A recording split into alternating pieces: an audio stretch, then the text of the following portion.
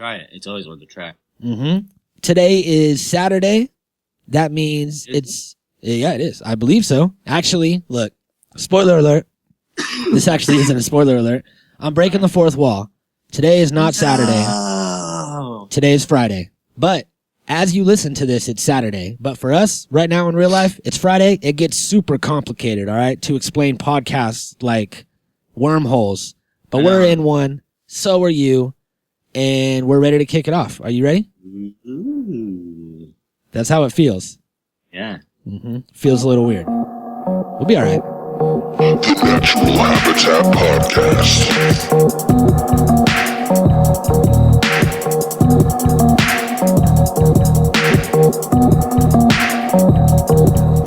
The Natural Habitat Podcast.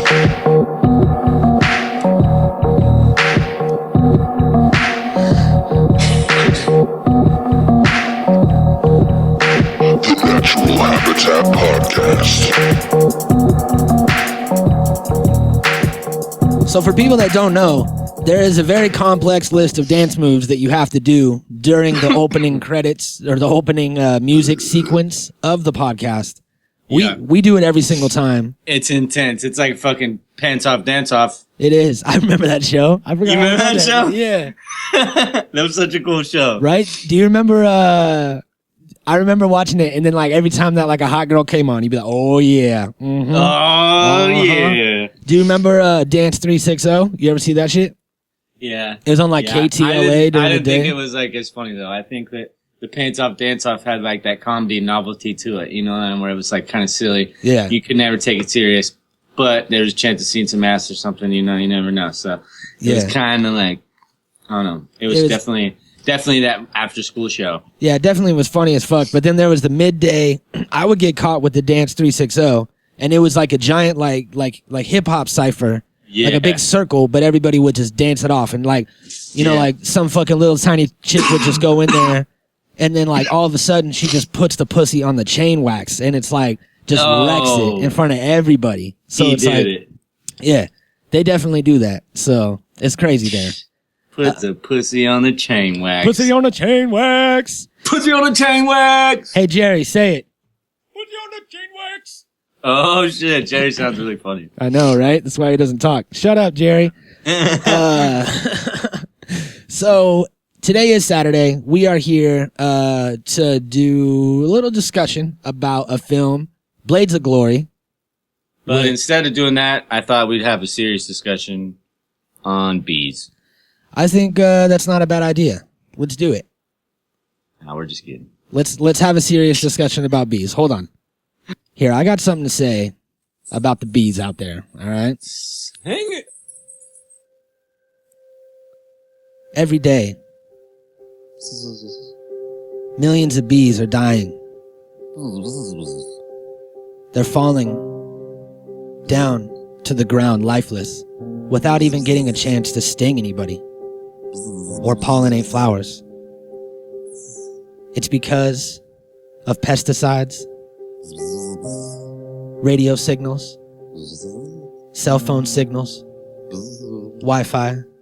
You see, it fucks with the bees' brains, and it makes them think that the ground is the sky, and they could fly as fast and as hard as they can, high up into the sky, but the sky is the ground because of the pesticides, so they fly hard into the ground, and they die. Oh my god, I'm gonna fucking cry. This fucking music is gonna make me cry. Oh man. Look. It did as promised. So save the bees. If you find a bee that is flying towards the ground, don't be afraid, don't run. Don't grab your children and point at the bee and say, "It's a bee!" Grab the bee, help it, save it, direct it towards the sky where it belongs. Don't let it sting you because it'll die. Yeah, if you fucking let it sting you, it's gonna die, then it's gonna defeat the whole purpose, and you're gonna feel horrible. Yeah. So don't do it. No. Alright. Respect the bees. We'll be right back after these messages. Put some respect on it. What's this stuff? Some cereal. It's supposed to be good for you. I'm not gonna try it. Let's get Mikey. Yeah. He won't eat it. He hates everything. It's me. He likes it. Hey, Mikey. Regular, cinnamon, and raisin Life. Nutritious, delicious. Now, Life Cereal and Fisher-Price Toys offer rebates of up to $150 on 40 Fisher-Price toys. Details on specially marked Life Cereal packages. All right, and we're back. Today's film, Blades of Glory. Now, we were looking this shit up, and we found nothing. We found nothing at all. So this is all off of the top of our heads. The internet was empty. Mm-hmm. But one thing that I think the thing that made this movie as great as it was the dynamic between the characters, between Will Ferrell and John Heder, and then with Amy Poehler and the other guy, whatever his name was. I forgot it. Will Arnett. Yeah. And, you know, the different dynamics between characters. Yeah, I think he's lucky. John Heder's lucky to like be across from Will Ferrell. I think he really makes it that easy for you know, for people to vibe with. Like, he just makes you feel comfortable and allows you to get in that awkward place, and they just shit out these relationships, you know? Like, I swear, whoever he's paired with, he gets the same type of emotion or reaction from his opposite co-castmate, you know what I mean? Like Kevin Hart, John C. Reilly, yeah, and this guy, we were talking Mark about Wahlberg, fucking, you know, like, it doesn't matter who you put him with, he can invoke this relationship, this type of fucking the like camaraderie between the characters and shit. Yeah, it's so strange, man. He's just like the most lovable guy, but hateable at the same time. You know, like, you just love the guy because of how silly he is, but you hate him for that same reason because he never stops. You know, it's like, it's such a weird thing. It's such a weird thing, but something magical about Will Ferrell. Yeah. Speaking of weird things, I found out that John Heder spent 2 years when he was younger in Japan as a Mormon missionary and learned how to speak Japanese fluently. And that, like, the Mormon missionary thing, like, really trips me out. You know what I mean? Like, I was watching, it was like a documentary or something that I was watching, or maybe it was on a podcast and they were talking to a guy, some sort of discussion. And this guy used to be Mormon and then left, like, in his late 20s, early 30s. But he did, like, a 3-year-long mission in Chicago. And he was talking about how they, like, bring you there, like, in a van. They drop you off at this apartment. You live in this apartment with, like, 3 other dudes. And you have, like, cots instead of beds. Everybody has their own corkboard. And you're not supposed to, like, fill up the apartment with anything else. Like, you can't buy shit while you're there. And every day and night is just going out and spreading the word of Jehovah and fucking the Mormon faith and shit, or whatever it is. Yeah, those are 2 different things. But it's like, it's a strange thing. It's very similar to the kids that sell candy bars. You know what I mean? They just kind of drop them off in an area and go sell these candy bars.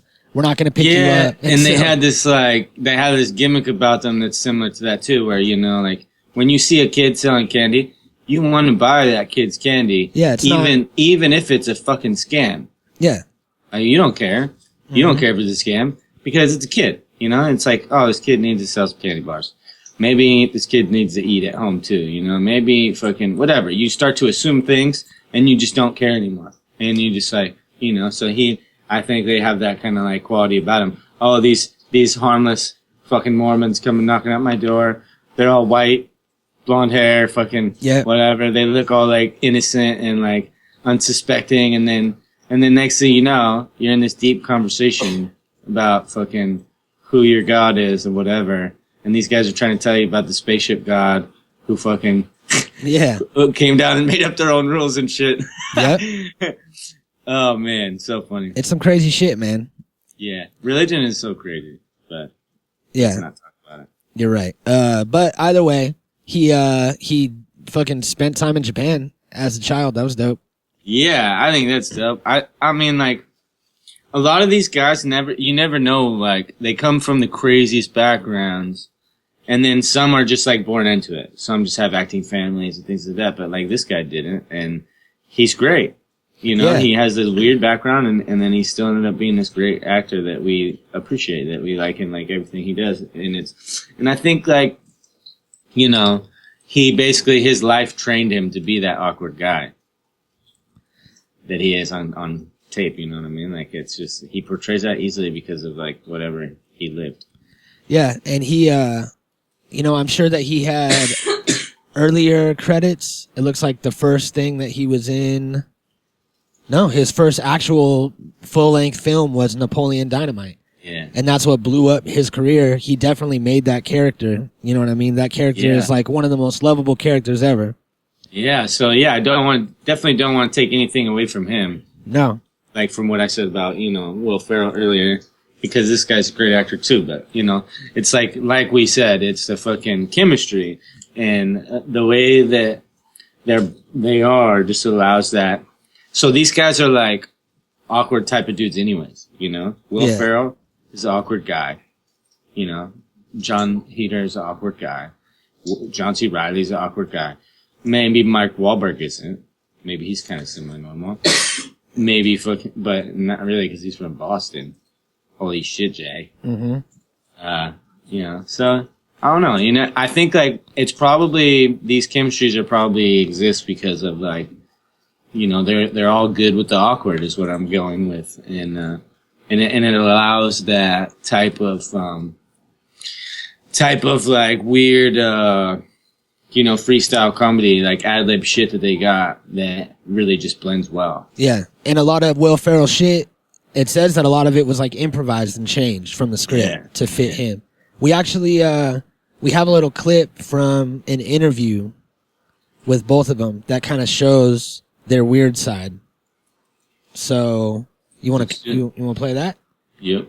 And this no, we ain't playing that shit. Yeah, we ain't doing it. This will always be a little smoke session. Oh yeah. So if you got it, smoke it.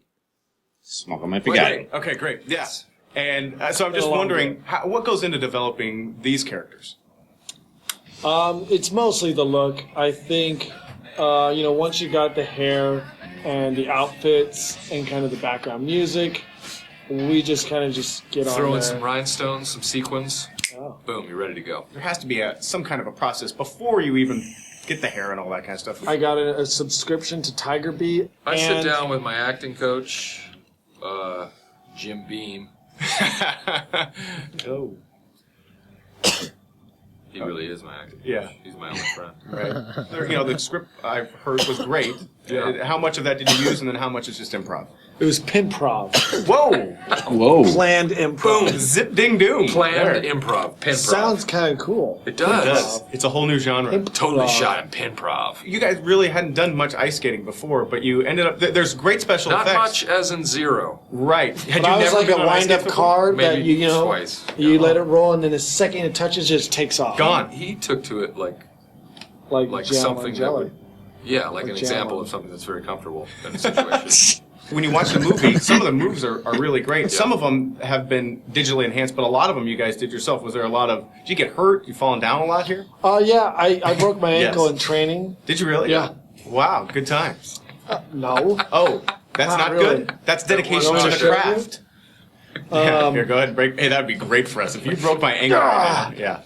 Yeah. It was... so I broke my ankle, but I think that it kind of brought me closer... closer bond to the sport. Yeah. Did you guys do any of the real lifts? I mean, how much of that was real and how much? Some wire stuff. There's some wire stuff. Mm-hmm. Really, he couldn't lift me. I'm heavier than I You look. didn't even let me try. Well, let's. Could you guys try? I mean, I'm pretty strong. We I know think you how to should do try it some of the now. lifts. Remember this one? Huh? And I would go around Yeah. and end up on the opposite side. We took lift training. Lift training. We knew how to do star lifts. Star we knew lift. how We know how to back do tuck lifts. back tuck lift. Butterfly lifts. Butterfly lift. Frog lift was probably the Do you most know any of the incredible. names of the Frog lifts? lift. Yeah. Frog Another lift. Frog Remember? lift. Right. So you have a new respect for ice skating, is what I'm hearing. Oh, yeah. Yeah. Very much so. And ice skaters. And yet, you should always make fun of them. Right. Fun fact. Blades of Dope. He really did break his ankle. Yeah, that was an actual, and that was it was during training, right? It wasn't even during filming. Yeah. Yeah. So before they even started, he's like, "Yeah, I just got to learn how to skate a little bit." Ah! Yeah, and then that's part of that awkwardness, like we talked about. Yeah, no matter what, he's fucking. Yeah, these guys are just those guys, you know. They're those awkward guys. Yeah, the awkward like underdog to where everything's just always fucked. But yeah, and they have this face that just makes you like feel sorry for them. Yeah, you're like, oh, poor guy. Oh, I still like you. Poor guy. So, one of the stranger dynamics in the film was the relationship between Amy Poehler and Will Arnett, who were brother and sister, and they were like, you know, the rich bitch skating team that was a little too close and a little too like sexual for brother and sister. Incestual. Yeah, and they were actually married at the time when they were filming it. So yeah, that so helps they like bring them got close. to make it extra awkward. Yeah, and that's just I'm sure they had a lot of fun with that part. You know what I mean? Yeah, hell yeah, it was like role playing for them. Yeah, probably. because You're you know, my sister. Yeah, it's one thing when they have, you know, Joe Dirt bang his sister, but that wasn't, they weren't actually married or in a relationship in real life, so they didn't have that connection. Like when they looked at each other, they looked like they were like connected in love, and you were like, this is wrong. Like this is super weird. And it was dope. It was good thinking. Yeah, good times. And then their sister, I think it was, the chick, I forget her name. She plays Pam on The Office. Uh-huh. Super hot. She's like one of my like weird Hollywood crushes. That's funny. You do got some weird ones. I do. It's always weird ones. We'll do an episode on that one day. We'll do Mikey's weird Hollywood crushes. You got to throw some out too. Oh yeah, but you got the. I got the weird ones. You got the ones people want to hear, man. You got the ones that'll bring them in.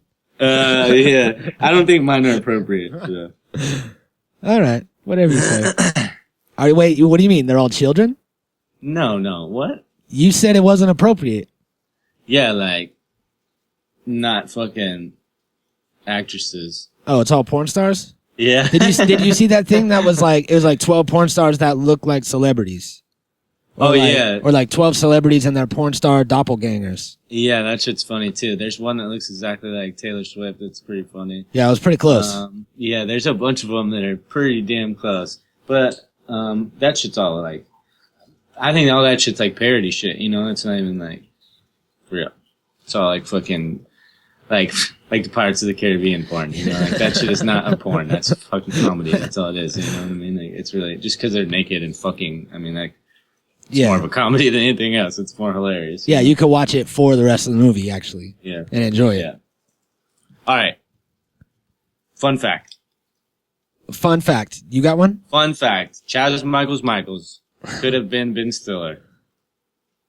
So they almost got him for the role? Like. Yeah, I guess he was considered for the role, but he's decided that the character was too much like other roles he already played. I think that could have been good. I think he's that over-the-top guy. Yeah. Just like Will Ferrell. So, you know, if he was put in the Will Ferrell position, he could definitely achieve, you know what I mean? Like, he's fucking great at characters. IMDb gave me this video of, Are You Alone? I think that your creepy neighbor, Big Booty Judy, is like in the walls. Yeah, I don't know. I never heard of it. Cause I keep hearing like coughing and scraping and shit. I live next to the cemetery, so. You gotta watch your back, dude. Like, I think that there might be someone creeping on you behind that sheet. Yeah, there's always crazy shit going on around here. It gave me this interview with Ben Stiller. Here, I'm just gonna play it instead of talking about it. Alright. And let's see what he says. It's always been a dream of mine since I was about 8 to do a movie about male figure skating.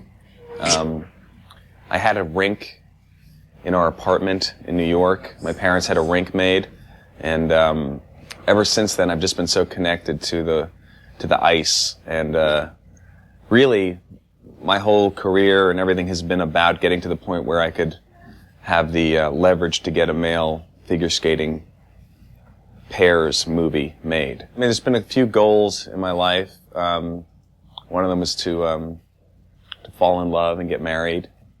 Check that off. Have children. Check that off. All right. Make a movie about a male figure skating pair. Nice. Check.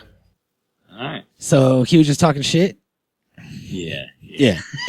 He's like, that's absolutely not what I want to do with my career at all. So Yeah. Here, let me think hard about that. You can miss me with all that. No, I don't think it was that. I think that he just did this for fun. But, yeah. You know, he was probably filming something else or something.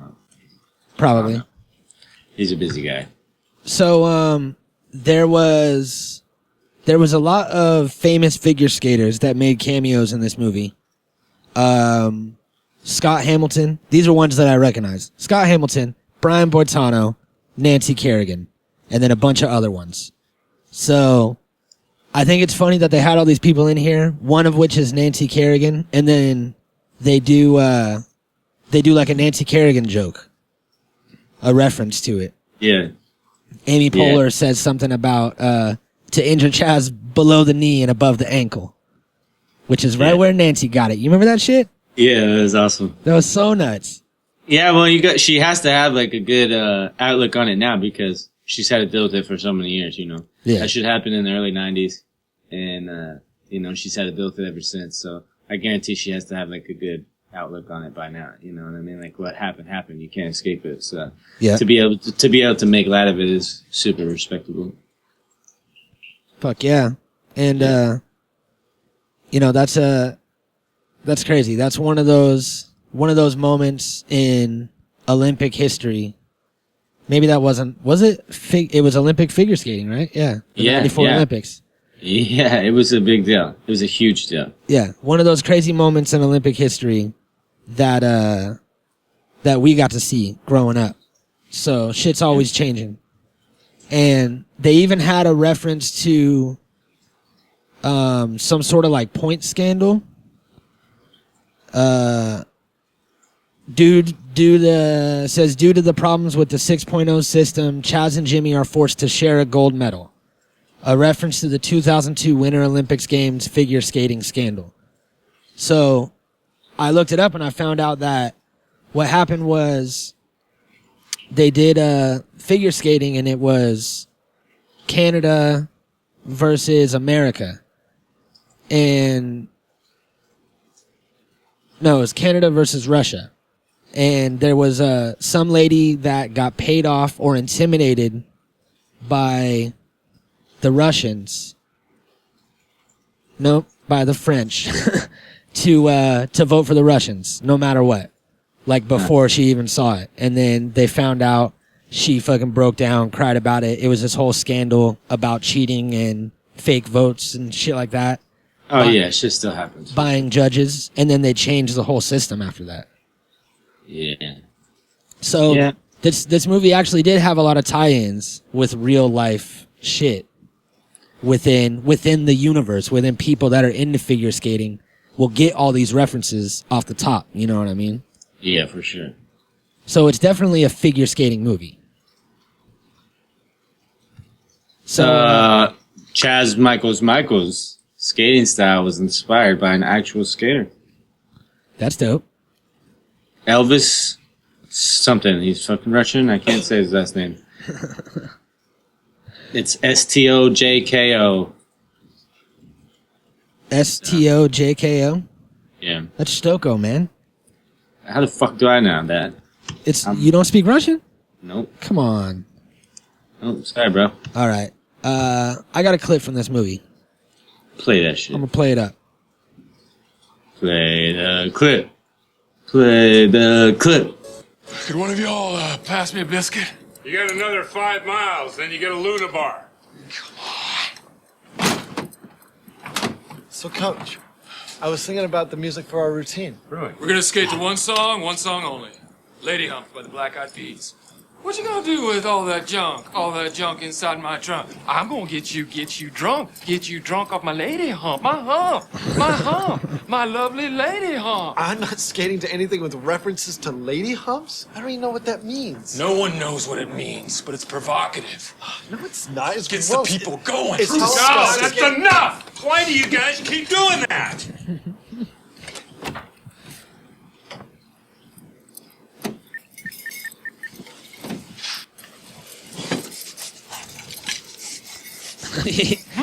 He fucking turned the treadmill way up so it looks like he's been running forever, and then just stuffed his mouth full of food.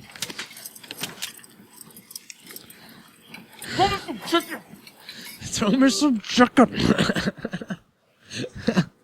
What the fuck? That's what I'm saying, man. The dynamic between these guys is out of control. Yeah, very good. It's fucking crazy. All right, we got to take a break real quick. We'll be right back. I said we got to take a break. Jerry, play the thing. We'll be right back.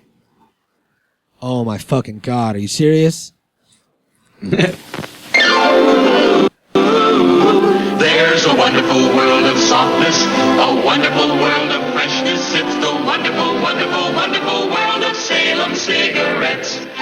Salem softness freshens your taste.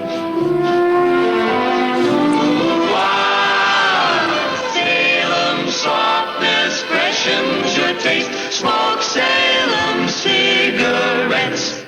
Salem gives you a modern filter, plus rich tobacco taste, smoothed with menthol, softened with fresh air. For Salem's special... What the fuck, Jerry? Did I just take a nap and wake up at my great-grandma's house? Right? That was some like 1920s type shit. The fuck is wrong with this? And we can't do advertisements for cigarettes, Jerry. What the fuck you doing, man? That's like against the law, I'm pretty sure, right? Yeah, kids probably smoke weed and listen to this show. Yeah, and yeah, no. Come on, man. You're blowing it here. Yeah. Jesus Christ. All right. Mm-hmm. So, outgoing facts. You got any facts to wrap it up? Oh shit, I got some facts. What do you mean outgoing facts? We've only been here for 20 minutes. Well, I mean, like, to wrap up the facts section. Oh, all right. Yeah, I do. This movie that we are talking about, entitled Blades of Glory, I'm going to give you a fact. And that fact is that no, I don't have one. Really? All right, yeah. The film shipped out to theaters under the name Partners. Oh, yeah? And not Blades of Glory. See, that's a fact. There it is. That's a fact. It's a good one, actually. Also, you know Flo, the progressive girl? Yep. She made an appearance as the HBO 2 reporter in the movie.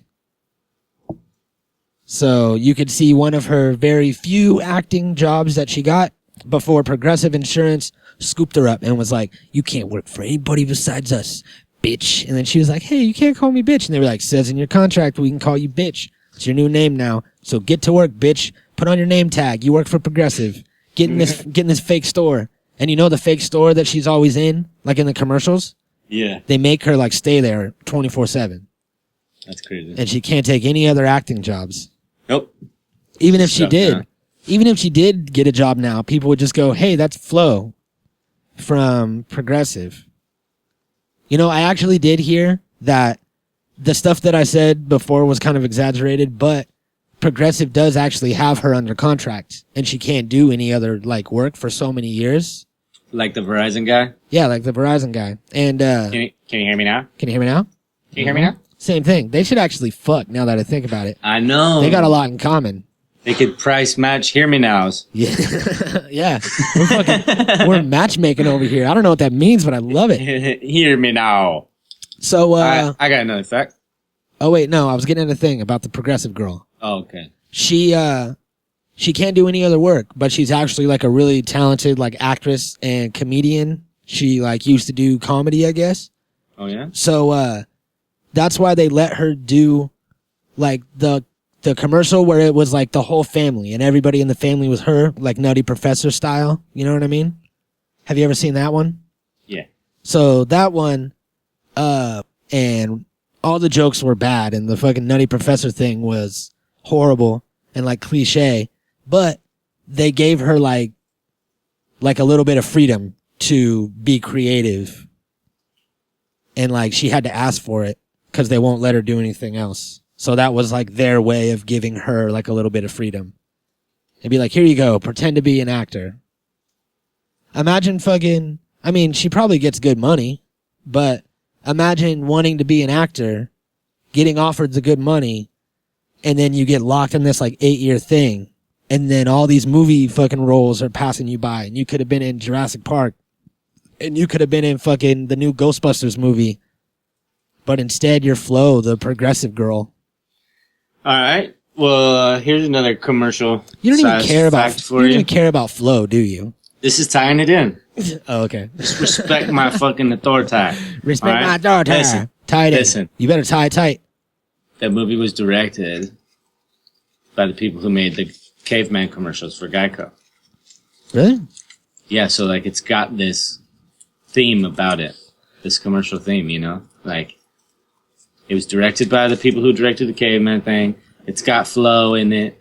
What else? You know? It's like, it's basically a commercial movie. I guess you can kind of see it. Like that scene that we just watched of them, you couldn't see it because I didn't share the screen, but yeah, thanks for that. Yeah, you're welcome. It kind of looks like it has the same kind of look and feel, like the set of the caveman old commercials when they were all living in the house. And let me just tell you, those were the best Geico commercials ever. They made a movie, right? I don't know. I want to say they made a movie about the Geico cavemen. I was doing other things. Yeah, I was doing other things like watching real movies that matter. Or drugs or something. Geico caveman movie. I'm gonna find out. Geico caveman movie? I don't think that was a real thing. It wasn't a Geico movie, but no, wait, it was a TV show, a TV series, and it was called Cavemen, and it was with the Geico cavemen. It was based off of the Geico cavemen commercials. It was called Cavemen? Yeah, it was called Cavemen, and it was a TV series. And it was on yeah. It was on ABC in 2007. I do remember that. It didn't last. Yeah, it had, I want to say it only had one season. I want to say it only had one episode. But I'm just being a dick. Yeah, all right. It had one season, 13 episodes. Here's how we bring this full circle. You ready? Yeah. The hotel that Jimmy and Chaz stayed in while they were in Montreal was actually a famous building called Habitat 67. There's a natural habitat for you. Oh, shit. Ding, ding, ding, ding, ding. Where's my chicken dinner, Jerry? Jerry! Chicken dinner, motherfucker! It's not very often we get some habitat shit going on in here, but right? That's a cool fact. More and more every day. A little factoid. People are getting more natural and more habitatious. Here's a no-brainer. Okay. Chaz was Will Ferrell's name also in The Wedding Crashers. A lot of Chazes. A lot of Chazes. I feel like there's a Chaz in like all of his movies. Chaz Michaels? Chaz Michaels. Oh no, Michaels. I don't know why I pluralize the middle name every time. Just can't not do it. Every time I say the name, I have to put the S there. Chaz Michaels. Yeah. That's what it is, but shit. Too many S's, man. Michaels? It's got a good ring to it either way. Yeah. So, there was a scene where Chaz Michaels went to a Sex Addicts Anonymous meeting. Mm-hmm. And he just tells his story about banging his yoga instructor, and it like just gets everybody horny in the sex meeting. And on the back of the prayer card, there's like a sex addict's prayer, which is like for anybody that's ever gone to like NA or AA or court appointed meetings anywhere, they know the God's prayer of serenity or whatever it is. But this one goes, God, grant me the serenity to not have sex with my friend's girlfriend, the courage to go home tonight without having sex with my friend's girlfriend, and the wisdom to walk away from my friend's smoking hot girlfriend. Yeah, I guess, but I mean, like, not everybody has girlfriends. No, but, you know, some people have boyfriends. It's true. You never know. I mean, in 2016 or whenever you're listening to this, it might be a new thing. Yeah. People might have, can friends and they just bang like cans of beans and shit. Or will friends or won't friends. Yeah, you never know.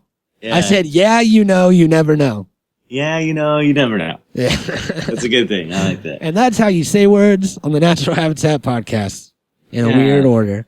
Here's a fact that I don't like. Oh, shit. Getting some controversy up in here. Jay-Z and Kanye West. I don't even like saying You choked on his name? Yeah, I don't like it.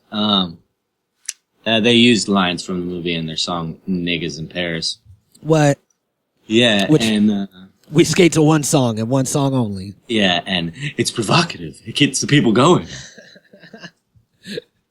That's what he was saying about the lady humps, right? Yeah, something like that. I'm pretty sure he was referencing lady humps when he said that. So if anything, they should just remake. Who was that made lady humps? Fergie? Black Eyed Peas. Black Eyed Peas? That's the same thing, right? Kinda? Oh, yeah, she's in Black Eyed Peas. Yeah. So she was singing the song. And the Black Eyed Peas made the song. Before she went solo and bigger than the group, yeah. And before she got on Beyonce and shit. And her fucking ego and bladder both got swole. Yeah. And then blew up. So that song should actually they should come out with a remix of that song and use the sample in it. Yeah. If anything. I don't think Kanye should have it. Yeah. How much did he pay? How much did he pay for that sample? Probably a lot. Yeah. But fuck those guys. Right? So, man, there was something that I was gonna throw something in, and I forgot what it was. I had a point, and the weed, all right, it gets you. Are you Chaz? Michaels? Yeah. Which one do you relate with? Napoleon Dynamite or fucking? Probably Chaz, yeah. Yeah, me too. Because I have the same tiger tattoo on my back. Me too. Really? Wait. That's crazy. Mine's a dragon. Pete's dragon. Pete's dragon. I like it. Yeah, yeah. So, I got one more clip here. What you got? Here it is. And here it is. I'm trying to eat here. Just thought you'd like to see what a skater's body really looks like. Go ahead, drink it in. Don't be shy. Looking's for free. Touching's gonna cost you something. Checking out my ink. Some people refer to me as the illustrated man. He has like 3 tattoos. Each tattoo tells a different tale. Chapters of my life. Really? So, what's that one about? That one represents the dragon lady. You might know her as Michelle Kwan. That's Michelle Kwan? Most decorated figure skater in U.S. history? You tapped that? Sure did. But perfection can drive a woman mad. She was ready to quit and hang up her skates, settle down and pump out a few new athletes. Couldn't let her do it. Not the way I roll. So, what's that one with the horse? My blonde Ukrainian she-devil. Not Oksana Bayul. At 16, she won the gold, turned pro, and was named one of Barbara Walters' most fascinating persons of 1994. But don't let her fool you. She's as cold as the ice she skates on. She's like dry ice. Wait, she's colder than that. What's colder than dry ice? I don't know. I'll tell you what is. Oksana. All right. I found another funny fact to back that up. All right. Both John Heder and Will Ferrell learned how to skate from Michelle Kwan's coach. Really? Yeah, so that's hella funny. Yep. Well, then it might have happened. He might have actually banged her. Yeah. Maybe that is his dragon name. Yeah, you never know. He's got some swag. That's the thing. Will Ferrell's a weirdo, but he's got some swag. Yeah. He's a big, hairy swag weirded. Swaggy lumps. Swaggy lumps, yeah. That's his new nickname. We're going to have him on the show. God. Like, this week's guest, this is Will Ferrell, a.k.a. Swaggy Lumps. Swaggy lumps. A hero. Like, what? We'll be like a hero to all swaggy and lumpy people. Yeah. You're like, wait a minute. And then just hang up. No, he would agree, I think. Yeah. I think that he should definitely be on the show. That's his rap name. We just gave him his rap name, Swaggy Lumps. I think out of anybody, he would riff with us and just kind of go with it. You know what I mean? I don't think we could keep up. Yeah, we would probably just he would just be saying a bunch of ridiculous shit. We'd be laughing and just trying to throw stuff in every once in a while. Yeah, most definitely. Yeah. So, we're gonna have him on the show on Tuesday. So we're gonna try. Everybody tune in on Tuesday for Will Ferrell. It's gonna be amazing. Interview day with fucking Swaggy Lumps. Swaggy Lumps. Oh shit. Tuesday interviews day. Swaggy Lumps. Boom. All right, everybody. We love you. Peace. Chicken heads. Natural Habitat Recordings.